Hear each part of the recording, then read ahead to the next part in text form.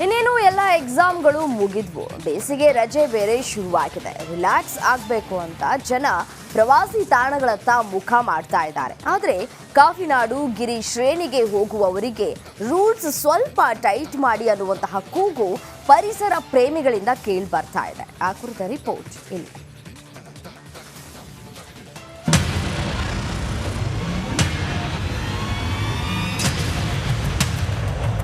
ಕಾಫಿನಾಡು ಚಿಕ್ಕಮಗಳೂರಿನ ಚಂದ್ರದ್ರೋಣ ಪರ್ವತ ಸಾಲಿನ ಪ್ರಕೃತಿ ಅದೆಷ್ಟು ಸೌಂದರ್ಯವೋ ಈಗ ಬಿಸಿಲಿನ ತಾಪಕ್ಕೆ ಅಷ್ಟೇ ಬೆಂಡಾಗಿದೆ. ಹಚ್ಚ ಹಸಿರಿನ ಎಲೆಗಳ ಬಣ್ಣವೇ ಬದಲಾಗಿ ಹೋಗಿದೆ. ಪ್ರವಾಸಕ್ಕೆ ಬರುವವರು ಏನಾದ್ರೂ ಸ್ವಲ್ಪ ಯಾಮಾರಿ ಬೆಂಕಿ ಹಚ್ಚಿದ್ರೆ ಅದರ ಕಿಡಿ ತಡೆಯೋಕ್ಕೂ ಸಾಧ್ಯ ಇಲ್ಲ ಅಂತಿದ್ದಾರೆ ಪರಿಸರ ಪ್ರೇಮಿಗಳು. ಈ ಪರ್ವತ ಶ್ರೇಣಿಯಲ್ಲಿ ಟೂರಿಸ್ಟ್ಗಳ ಸಂಖ್ಯೆ ಜಾಸ್ತಿ.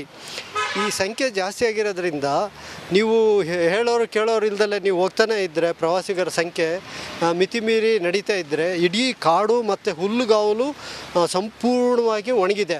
ಒಂದು ಸಣ್ಣ ವ್ಯತ್ಯಾಸ ಆದರೂ ಕೂಡ ಬೆಂಕಿ ಕಿಡಿ ತಾಗಿದ್ರೂ ಕೂಡ ಕಾಡು ನಷ್ಟ ಆಗೋಂಥ ಸಂಭವ ಇದೆ. ಅದರಿಂದ ತುಂಬ ಅನಾಹುತಗಳಾಗುತ್ತೆ. ಕಾರಣ ಏನು ಅಂತ ಹೇಳಿದರೆ ಒಂದು ಕಡೆ ಚುನಾವಣೆ ನಡೀತಾ ಇದೆ.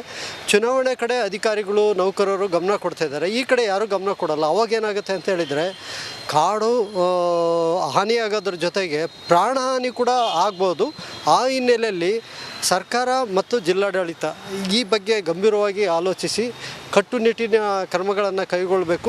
ಚುನಾವಣೆ ಹಿನ್ನೆಲೆ ಕೈಮರ ಚೆಕ್ಪೋಸ್ಟ್ ಸೇರಿದಂತೆ ಜಿಲ್ಲೆಗೆ ಎಂಟ್ರಿ ಆಗೋ ಕಡೆಗಳಲ್ಲಿ ಅಧಿಕಾರಿಗಳು ಅಲರ್ಟ್ ಆಗಿದ್ದಾರೆ. ಹೀಗಾಗಿ ಅಲ್ಲಿಯೇ ಪ್ರವಾಸಿಗರಿಗೆ ಸೂಚನೆ ಹಾಗೂ ಅರಿವು ಮೂಡಿಸುವ ಕೆಲಸ ಆಗಬೇಕೆಂಬ ಆಗ್ರಹವೂ ಕೂಡ ಕೇಳಿ ಬರ್ತಿದೆ. ಒಂದು ವೇಳೆ ಈ ಜಾಸ್ತಿ ಸಂಖ್ಯೆ ರಜದಲ್ಲಿ ಇರೋದ್ರಿಂದ ಕಾಲೇಜ್ ಸ್ಟೂಡೆಂಟ್ಸು ಮಕ್ಕಳು ಎಲ್ಲ ಬರೋದ್ರಿಂದ ಪರೀಕ್ಷೆ ಮುಗ್ದಿರೋದ್ರಿಂದ ಸಂಖ್ಯೆ ಜಾಸ್ತಿ ಆಗೋದ್ರಿಂದ ಈ ಒಂದು ತಿಂಗಳು ಅಂದರೆ ಬಿಸಿಲು ಕಡಿಮೆ ಆಗೋವರೆಗೂ ಆದರೂ ಅಥವಾ ಒಂದು ಮಳೆ ಬೀಳೋವರೆಗೂ ಆದ್ರೂ ಸಂಪೂರ್ಣವಾಗಿ ಪ್ರವಾಸಿಗರನ್ನು ಕಂಟ್ರೋಲ್ ಮಾಡಲಿಕ್ಕೆ ಪ್ಲ್ಯಾನ್ ಮಾಡಬೇಕು ಅನ್ನೋದು ನನ್ನ ಆಗ್ರಹ. ಒಟ್ಟಾರೆ ಕಾಫಿನಾಡಿನ ಕಾನನವಂತೂ ಕಾದ ಬಾಣಲಿ ಎಂದಾಗಿದೆ. ಅದರಲ್ಲಿಯೂ ಪ್ರವಾಸಿಗರು ಮೋಜು ಮಸ್ತಿ ಹೆಸರಲ್ಲಿ ಕೊಂಚ ಯಾಮಾರಿದ್ರೂ ಕಾಡ್ಗಿಚ್ಚು ಆತಂಕವಿದೆ. 2-3 ಬಾರಿಯಾದ್ರೂ ಮಳೆಯಾಗೋವರೆಗೂ ಪ್ರವಾಸಿಗರಿಗೆ ಟೈಟ್ ರೂಲ್ಸ್ ಮಾಡುವುದು ಅನಿವಾರ್ಯವಾಗಿದೆ. ಚೇತನ್ ಪದ್ಮಶಾಲಿ, ರಿಪಬ್ಲಿಕ್ ಕನ್ನಡ, ಚಿಕ್ಕಮಗಳೂರು. ರಾಜ್ಯದಲ್ಲಿ ರಣಭೀಕರ ಬಿಸಿಲಿಗೆ ಜನರು ತತ್ತರಿಸಿ ಹೋಗ್ತಾ ಇದ್ದಾರೆ. ಅದರಲ್ಲೂ ಕಲ್ಯಾಣ ಕರ್ನಾಟಕದ ಜಿಲ್ಲೆಗಳಲ್ಲಂತೂ ಬಿಸಿಲಿನ ತಾಪ ಹೇಳತೀರದು. ಈ ತಾಪಕ್ಕೆ ಪುಟ್ಟ ಪುಟ್ಟ ಮಕ್ಕಳು ನಲುಗಾಡ್ತಿವೆ. ಈ ಹಿನ್ನೆಲೆ ರಾಜ್ಯದ ಅಂಗನವಾಡಿಗಳ ಸಮಯ ಕೂಡ ಬದಲಾವಣೆ ಮಾಡಲಾಗಿದೆ.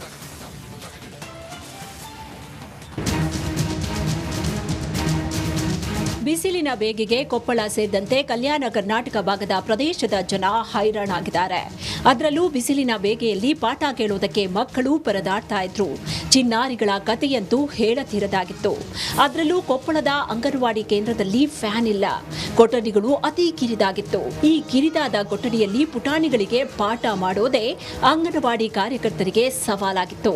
ಅತ್ತ ಮಕ್ಕಳ ಆರೋಗ್ಯ ದೃಷ್ಟಿಯಿಂದ ಅನೇಕ ಪೋಷಕರು ಮಕ್ಕಳನ್ನ ಅಂಗನವಾಡಿಗೆ ಕಳಿಸುವುದನ್ನ ನಿಲ್ಲಿಸಿದ್ರು. ಹೀಗಾಗಿ ಅಂಗನವಾಡಿಯ ಸಮಯ ಬದಲಾಯಿಸಬೇಕು ಅನ್ನೋ ಕೂಗು ಹೆಚ್ಚಾಗಿ ಕೇಳಿ ಬರ್ತಾ ಇತ್ತು.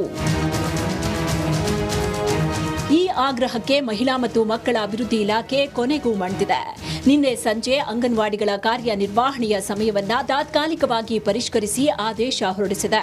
ಏಪ್ರಿಲ್ ಮತ್ತು ಮೇ ತಿಂಗಳಿಗೆ ಅನ್ವಯವಾಗುವಂತೆ ರಾಜ್ಯದ ಕಲ್ಯಾಣ ಕರ್ನಾಟಕ ಭಾಗದ ಕಲಬುರಗಿ, ಬಳ್ಳಾರಿ, ಯಾದಗಿರಿ, ಕೊಪ್ಪಳ, ರಾಯಚೂರು, ಬೀದರ್ ಮತ್ತು ಕಿತ್ತೂರು ಕರ್ನಾಟಕ ಭಾಗದಲ್ಲಿ ಕಾರ್ಯನಿರ್ವಹಿಸ್ತಾ ಇರುವ ಅಂಗನವಾಡಿ ಕೇಂದ್ರಗಳ ವೇಳಾಪಟ್ಟಿಯನ್ನ ಬದಲಾವಣೆ ಮಾಡಲಾಗಿದೆ. ಮುಂದಿನ 2 ತಿಂಗಳ ಕಾಲ ಈ 8 ಜಿಲ್ಲೆಯಲ್ಲಿನ ಅಂಗನವಾಡಿಗಳು ಬೆಳಗ್ಗೆ 8 ಗಂಟೆಯಿಂದ ಮಧ್ಯಾಹ್ನ 12 ಗಂಟೆವರೆಗೆ ಮಾತ್ರ ಕಾರ್ಯನಿರ್ವಹಿಸಲಿವೆ. ಸೀಟ್ ಅಲ್ರಿ ಮೇಲೆಲ್ಲ ಕಾಯ್ತಿತ್ತಲ್ಲ, ಮಕ್ಳಿಗೆ ಕೂಡ್ತಿರ್ಲಿಲ್ಲ, ಮಕ್ಕಳು ಎದ್ದು ಹೋಗ್ಬಿಡ್ತಿದ್ರು. ಅದಕ್ಕೆ ಇವಾಗ ಸ್ವಲ್ಪ ಅನುಕೂಲ ಆಗಿದೆ. ಟೈಮಿಂಗ್ ಚೇಂಜ್ ಮಾಡಿದ್ರಿಂದ ಅನುಕೂಲ ಆಗಿದೆ. ಬೆಳಗ್ಗೆ 8ರಿಂದ 12 ಗಂಟೆವರೆಗೂ ಇದು ಅನುಕೂಲ ಆಗಿದೆ ರೀ. ಈಗ 2 ತಿಂಗಳ ಬಿಸಿಲಿನ ತಾಪ ಹೆಚ್ಚಾಗಿರೋದ್ರಿಂದ ಸ್ವಲ್ಪ ಅನುಕೂಲ ಆಗತ್ತೆ ರೀ ಇದು ಮಕ್ಕಳಿಗೆ ಕೊಡಾಕ. ಈ ಮೊದಲು ಅಂಗನವಾಡಿಗಳು ಮುಂಜಾನೆ 9:30ರಿಂದ ಸಂಜೆ 4 ಗಂಟೆವರೆಗೆ ಕಾರ್ಯನಿರ್ವಹಿಸ್ತಾ ಇದ್ವು. ಆದರೆ 8 ಜಿಲ್ಲೆಗಳಲ್ಲಿ ತಾಪಮಾನ ಹೆಚ್ಚಾಗಿರೋದ್ರಿಂದ ಮಕ್ಕಳು ಪರದಾಡ್ತಾ ಇದ್ರು. ಹೀಗಾಗಿ ಅಂಗನವಾಡಿಗಳ ಸಮಯವನ್ನ ಬದಲಾವಣೆ ಮಾಡಬೇಕು ಅಂತ ಅನೇಕ ಪಾಲಕರು ಮತ್ತು ಸಿಬ್ಬಂದಿ ಆಗ್ರಹಿಸಿದ್ರು. ಸರ್ಕಾರ ತಾತ್ಕಾಲಿಕವಾಗಿ ಸಮಯವನ್ನ ಪರಿಷ್ಕರಣೆ ಮಾಡಿ ಆದೇಶ ಹೊರಡಿಸಿದೆ. ಸಮಯ ಬದಲಾವಣೆಯನ್ನ ಪಾಲಕರು ಮತ್ತು ಕಾರ್ಯಕರ್ತೆಯರು ಸ್ವಾಗತಿಸಿದ್ದಾರೆ. ಕೊಪ್ಪಳ ಜಿಲ್ಲಾ ಭಾಗದ ಬ್ಯಾಸಿಗೆ ಬಿಸಿಲು ಭಾಳ ಜಾಸ್ತಿ ಸರ. ಬಿಸಿಲಾಗ ಹುಡುಗರು ಶಾಲೆಗೆ ಬರೋಕೆ ಹೆದರ್ತಿದ್ರು ಸರ್. ಯಾಕಂತ ಹೇಳಿದ್ರೆ ಒಂದೇದು ಇಲ್ಲಿ ಅಂಗನವಾಡಿಯಾಗ ಫ್ಯಾನ್ ಇಲ್ಲ ರೀ, ಕುಡಿಯೋ ನೀರಿಲ್ಲ, ಕುಡಿಯೋದು ನೀರೇ ಇಲ್ಲ ಸರ. ಹಾಗಾಗಿ ನೀರಿಂದ ಸಮಸ್ಯೆ ಭಾಳ ಐತಿ. ನಮಗೆ ಸಮಯ ಚೇಂಜ್ ಮಾಡೋಕ್ಕೆ ಭಾಳ ಅನುಕೂಲ ಆಗೈತೆ ಸರ್. ಹುಡುಗರು ಈಗ ಅಂಗನವಾಡಿ ತುಂಬ ಹುಡುಗರು ಅದಾರ ಸರ. ಇನ್ನು ಸಮಯ ಬದಲಿಸಿದಂತೆ ಅಂಗನವಾಡಿಯ ಮೂಲಭೂತ ಸೌಲಭ್ಯಗಳನ್ನು ನೀಡಿದ್ರೆ ಹೆಚ್ಚಿನ ಅನುಕೂಲ ಆಗುತ್ತೆ ಅಂತಾರೆ ಅಂಗನವಾಡಿ ಕಾರ್ಯಕರ್ತೆಯರು ಮತ್ತು ಪಾಲಕರು. ಈರಯ್ಯ ಹಿರೇಮಠ, ರಿಪಬ್ಲಿಕ್ ಕನ್ನಡ, ಕೊಪ್ಪಳ.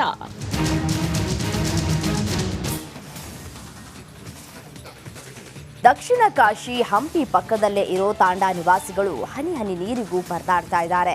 ಜೀವ ಜಲಕ್ಕೆ ಪರಿತಪಿಸ್ತಾ ಇದ್ದಾರೆ. ಗಂಟಲು ಒಣಗ್ತಾ ಇದೆ. ಹನಿ ನೀರನ್ನ ಕೊಡಿ ಅಂತ ಗೋಗರಿತಾ ಇದ್ದಾರೆ. ಆ ಕುರಿತ ಒಂದು ರಿಪೋರ್ಟ್ ಇದೆ. 7 ವರ್ಷ ಆಗೈತ್ರಿ ನಮಗೆ ನೀರಿಗೆ ಗೋಲಾಟ ಗೋಲಾಟ. ಹೌದಾ, ಯಾವಾಗ ನಾವು ನೀರು ಬಿಡಪ್ಪ ಅಂತ ದೈನ ಸಿಗಿದ್ದು ಇದ್ರಂಗೆ ಗಲಾಟೆ ಮಾಡಿದಾಗ ಒಂದು 2 ದಿವಸಕ್ಕೆ ನೀರು ಬರ್ತಾವೆ.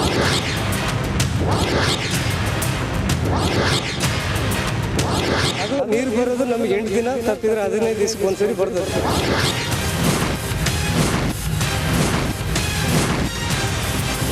3 ಗಂಟೆ ಆಗಿಬಿಟ್ರೆ ನೀರು ಬಿಟ್ಟು ನೋಡು ಅಂತ ಅಂತಿರ್ತಾರೆ. ನೀರು ಬರಲ್ಲ. ನಾವು ಬೆಳತಕ್ಕ ಇದೇ ಥರ ನಿಧಿ ಕಟ್ತೀವಿ. 7 ವರ್ಷ ಆಯ್ತು. ನಮಗಂತೂ ನೀರಿಂದ ಭಾಳ ಪ್ರಾಬ್ಲಮ್ ಆಗೈತೆ.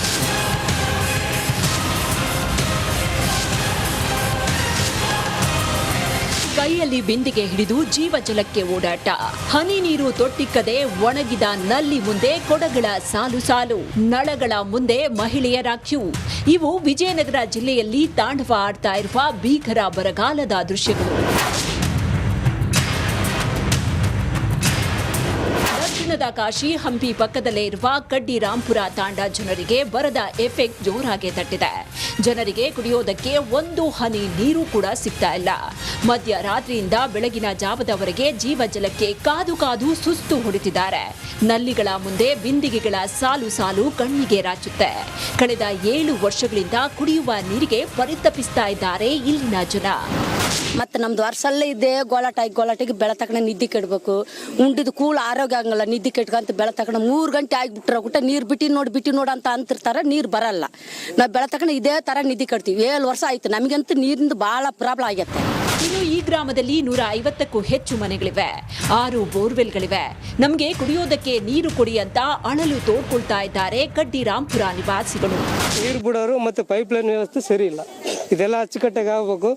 ಕಡ್ಡಿರಾಂಪುರ ತಾಂಡದೊಳಗಡೆ 5 ರಿಂದ 6 ಬೋರ್ ಹಾಕ್ಸ್ಯಾರ. ಕನಿಷ್ಠ ಪಕ್ಷ ಮನೆಗಳು ಏನಂದರೆ ಒಂದು 300 ಮನೆಗಳು ಇರ್ಬೋದು. 300 ಮನೆಗಳಿಗೆ 6 ಬೋರ್ ನೀರು ಸಾಲದು ಬರೋಕತ್ತೈತಿ. ಈ ಸಮಸ್ಯೆ ಏನಂತ ಕಂಡು ಹಿಡಿದು ನಮಗೆ ನೀರಿನ ವ್ಯವಸ್ಥೆ ಮಾಡಿಕೊಡ್ಬೇಕು. ಹನಿ ನೀರು ಇಲ್ಲದೆ ಪರದಾಡ್ತಾ ಇರುವ ತಾಂಡಾ ನಿವಾಸಿಗಳಿಗೆ ಯಾವಾಗ ಮುಕ್ತಿ ಸಿಗುತ್ತೋ ಕಾದ್ ನೋಡ್ಬೇಕು.